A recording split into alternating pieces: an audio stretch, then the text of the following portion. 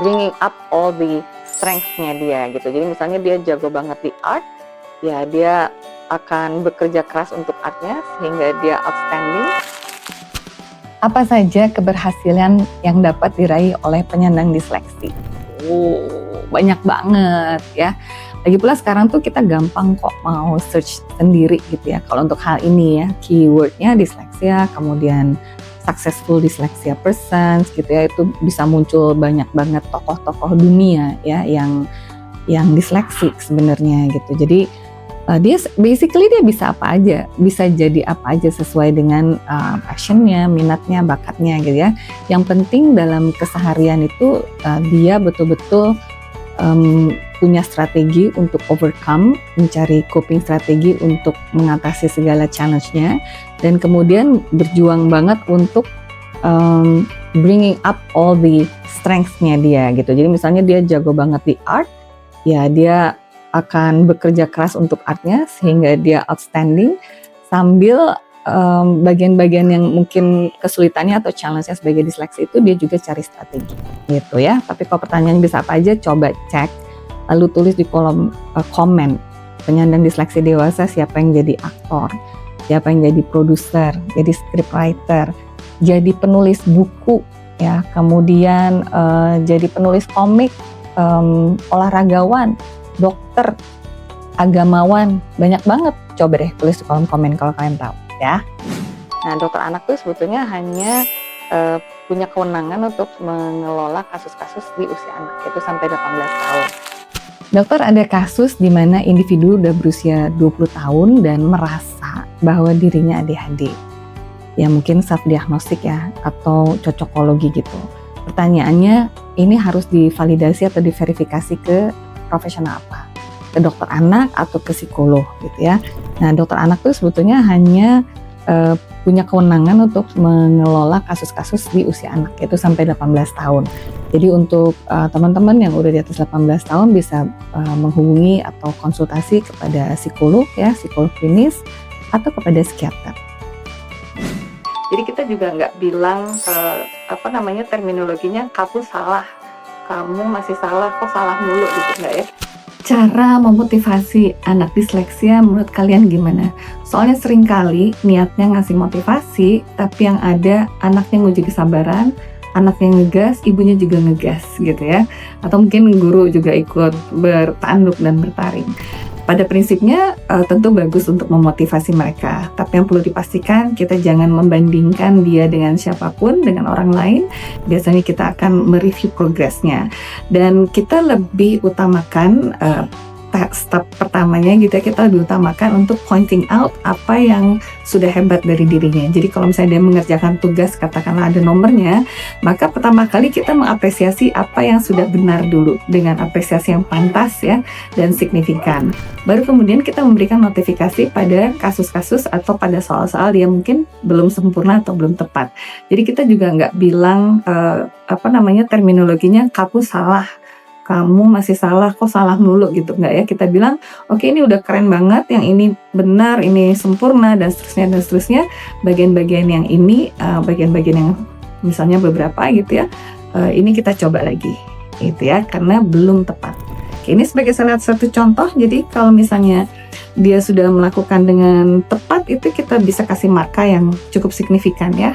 Kemudian untuk hal-hal yang dia belum tepat, kita hanya beri sedikit saja notifikasi seperti ini gitu ya. Betul-betul pada huruf yang misalnya belum tepat ininya ya. Jadi ada huruf kapital di tengah-tengah. Jadi kita nggak perlu pakai tanda cross besar-besar di pinggir nomor misalnya. Atau di dalam handphone ya, di Google Map misalnya, dengan mengkonversinya dengan 3 dimensi, itu susah banget gitu. Salah satu ciri unik lagi nih buat kasus disleksia, biasanya mulai kelihatan mulai nyata banget pada disleksia remaja dewasa ya. Jadi kesulitan banget untuk baca peta, jadi mengkonversi yang tertulis gitu di dalam kertas peta atau di dalam handphone ya, di Google Map misalnya, dengan mengkonversinya dengan 3 dimensi. Itu susah banget gitu. Malah sesederhana bedain kiri kanan aja bingung gitu ya, atau mengira-ngira 100 meter lagi belok kiri, dia kurang dapat sense 100 meter lagi sama 1 kilometer bedanya apa ya gitu. Nah ini tentu dalam kehidupan sehari-hari bikin runyam juga ya, jadi nyasar ke building yang baru, bahkan ke building atau ke gedung kuliah atau gedung kantor yang sudah sehari-hari itu aja, kalau misalnya masuk dari pintu berbeda tuh bisa nyasar gitu ya. Misalnya kita pergi ke tempat yang baru banget, misalnya kita ikut seminar atau conference, itu pas datang nyasar, pas pulang juga nyasar gitu ya. Nah ini tentu saja menjadi pangkal konflik ya, baik antara dirinya secara internal oleh lingkungan karena bisa jadi dia telat mulu karena salah jalan mulu, atau bisa juga jadi konflik antar pasangan. Kalian share deh kalau kalian gimana? Mendorong mereka untuk menjadi istimewa, menjadi outstanding dalam keterampilan yang mereka memang kuasai dan sukai. Salah satu tip untuk membersamai anak-anak kita yang disleksi, di mana kita ketahui banyak di antara mereka yang hidup dalam keadaan tension, anxious, cemas ya, karena sedemikian banyak tantangan yang mereka harus hadapi dalam kehidupan sehari-hari. Salah satunya kita bisa mendorong mereka untuk tidak malu untuk mengatakan memang saya nggak bisa, saya butuh pertolongan. Jadi kalau manakala mereka stuck into problem, mereka butuh pertolongan itu mereka just say so gitu ya, nggak usah pakai malu segala. Yang kedua, kita juga mendorong mereka untuk menjadi istimewa, menjadi outstanding dalam keterampilan yang mereka memang kuasai dan sukai gitu ya. Jadi jangan lupa untuk mendorong hal yang positif dari mereka, sehingga terbentuklah situasi yang rileks, karena penelitian menunjukkan bahwa anak-anak yang rileks lebih mudah menjadi sukses. Nah, membangun situasi yang rileks dengan anak disleksia merupakan suatu keniscayaan karena berusaha untuk fokus konsentrasi di dunia dan lingkungan yang bising dan sibuk ini merupakan sesuatu yang sangat melelahkan buat anak disleksia. Atau bahkan pemeriksaan tes genetik sekalipun gitu ya. Jadi pemeriksaan itu tidak diperlukan.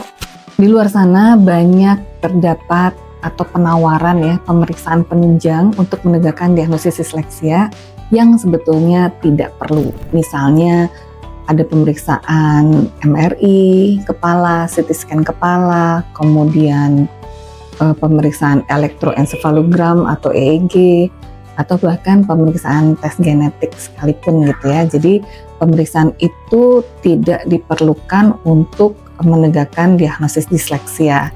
Jadi kapan pemeriksaan itu perlu dilakukan ya justru kalau kondisinya mirip disleksi tapi sebetulnya tenaga kesehatan memikirkan bukan disleksi, mungkin ada hal-hal lain, ada gangguan lain di otaknya atau di susunan saraf pusat.